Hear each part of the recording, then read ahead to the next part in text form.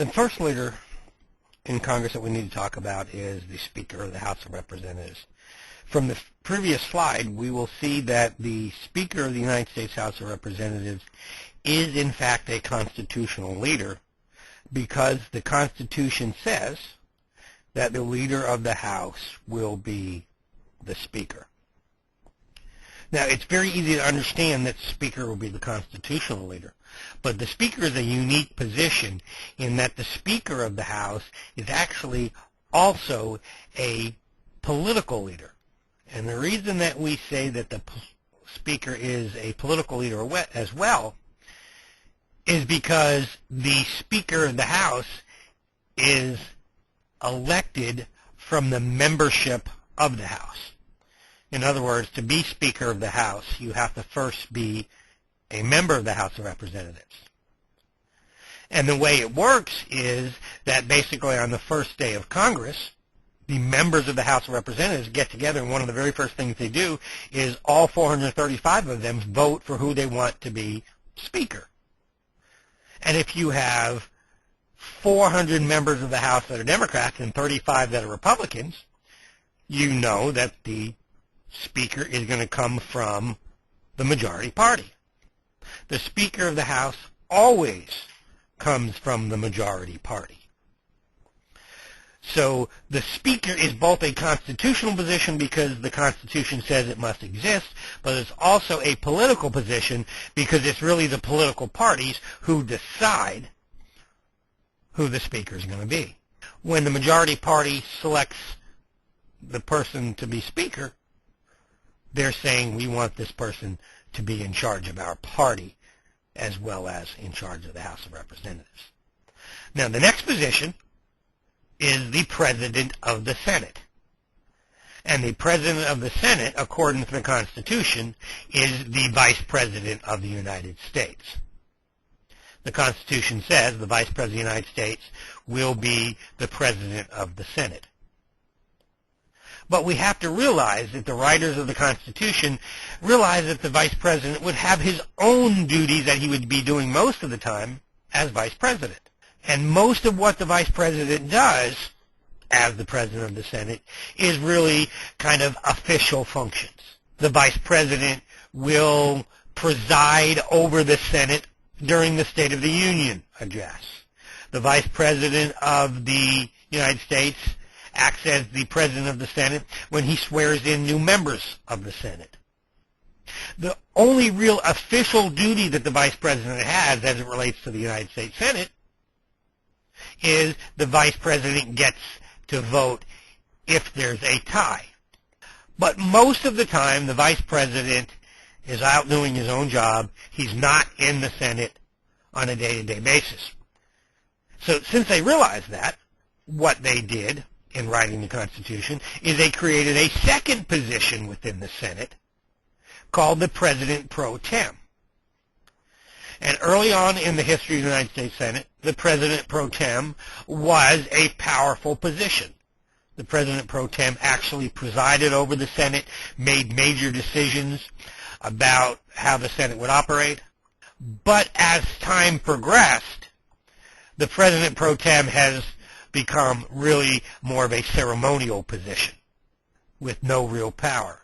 The President Pro Tem of the Senate today is traditionally the person from the majority party that has been in the Senate the longest. There's really very little power that the President Pro Tem has today.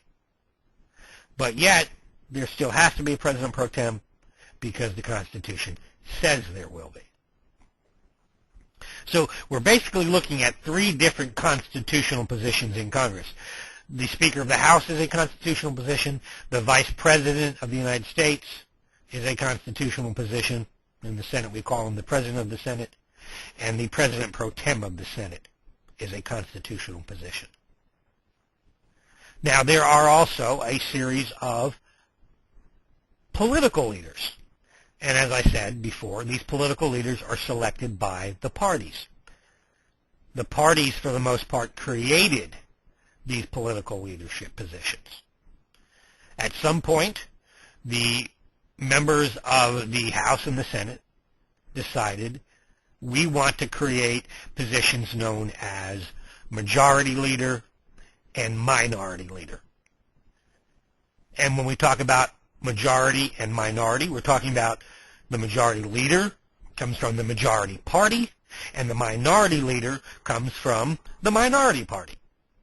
So the majority leader in the Senate is the person who's been elected by the majority party, and that person, since they have the support of the majority party, is going to basically be the day-to-day leader of the Senate.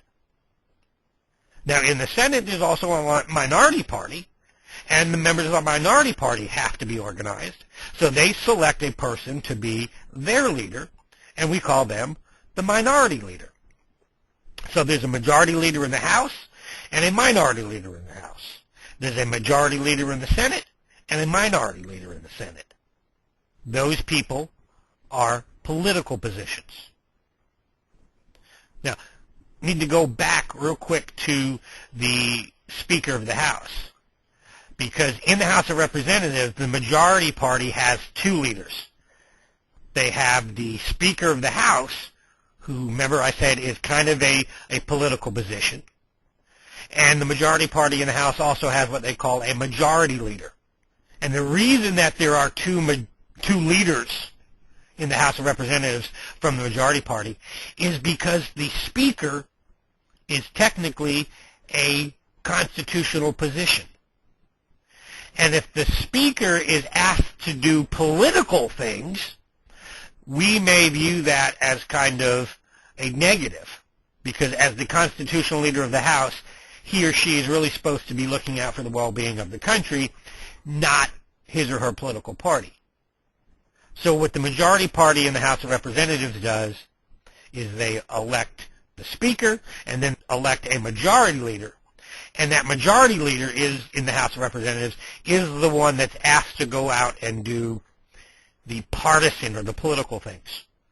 For example, in the House of Representatives, if the Democrats are in the majority and the Republicans are doing something that the Democrats don't like, they don't send the Speaker of the House out to attack the minority party.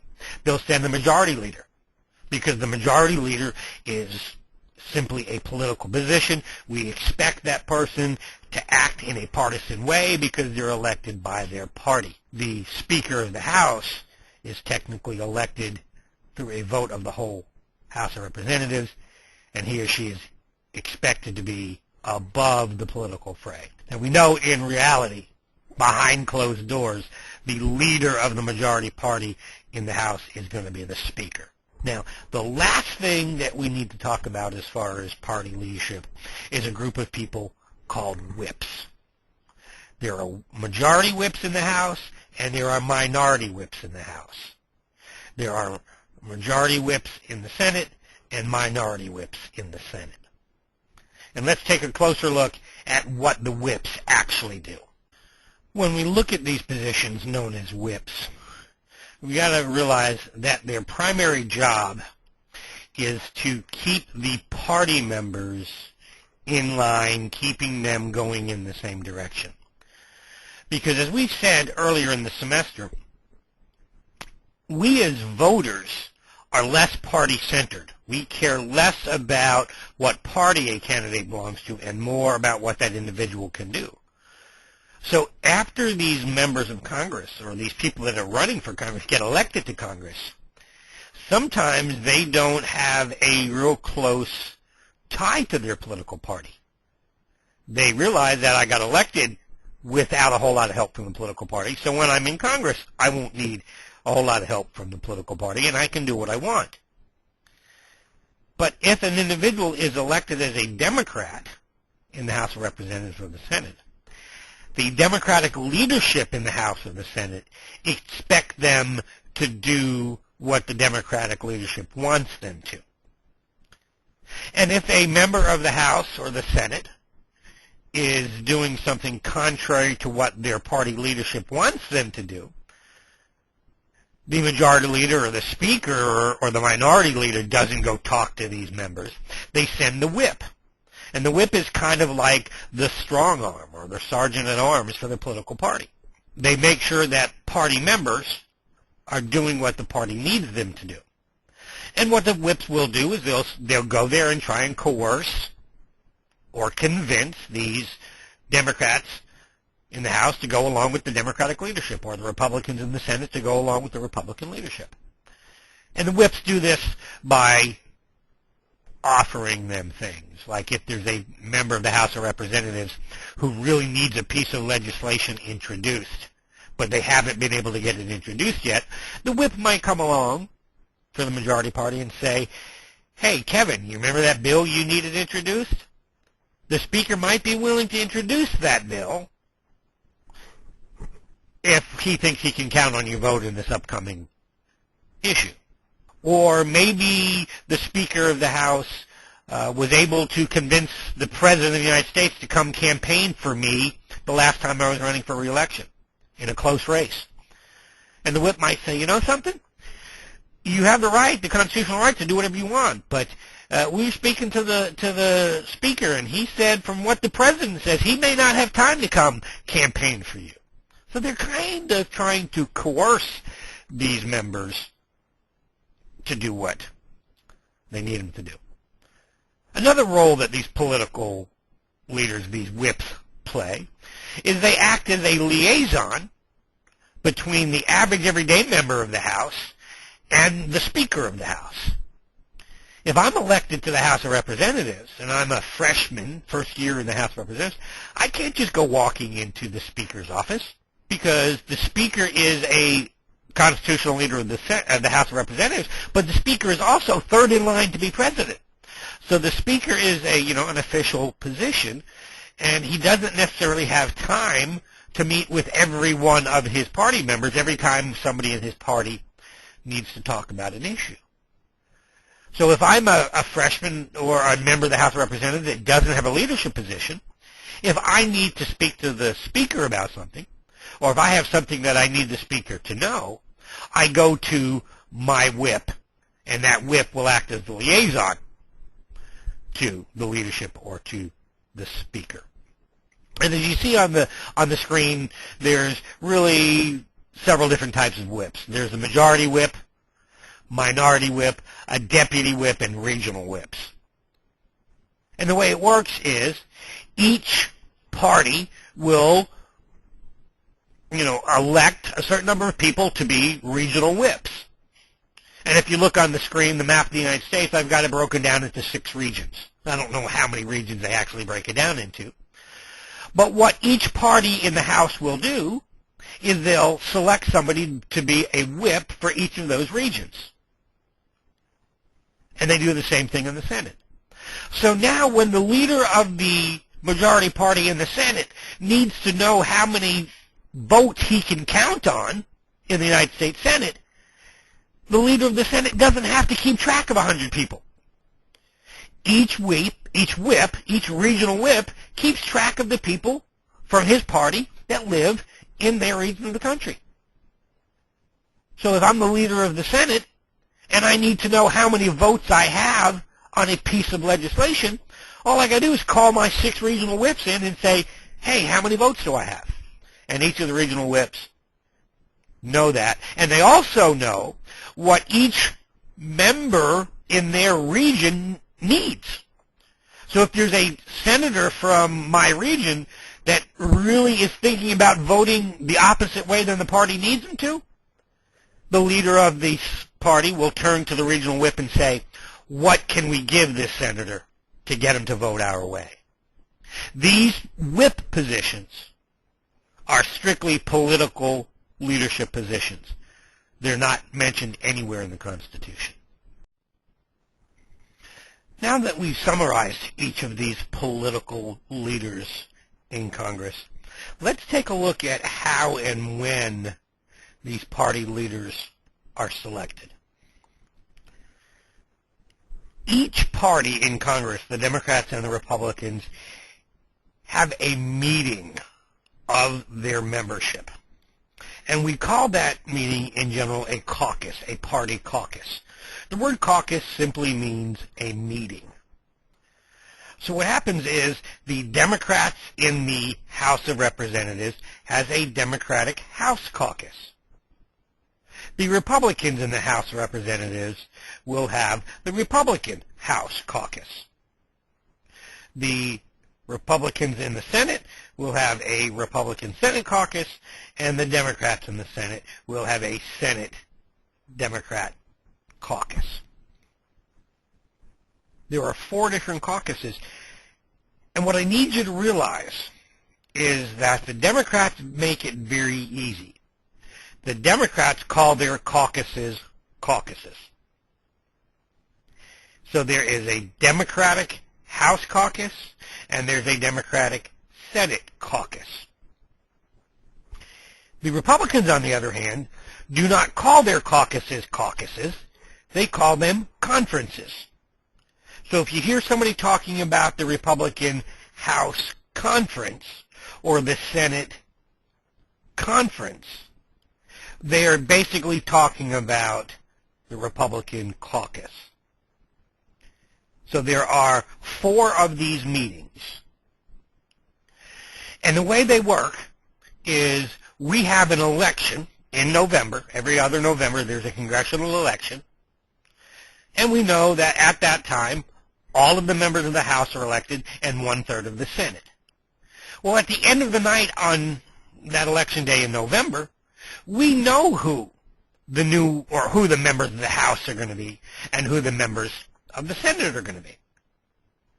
And sometimes the leadership changes because maybe the Speaker of the House didn't get reelected, or maybe the Majority Leader of the Senate didn't get reelected, or maybe the Republicans in the House no longer want John Boehner to be their leader.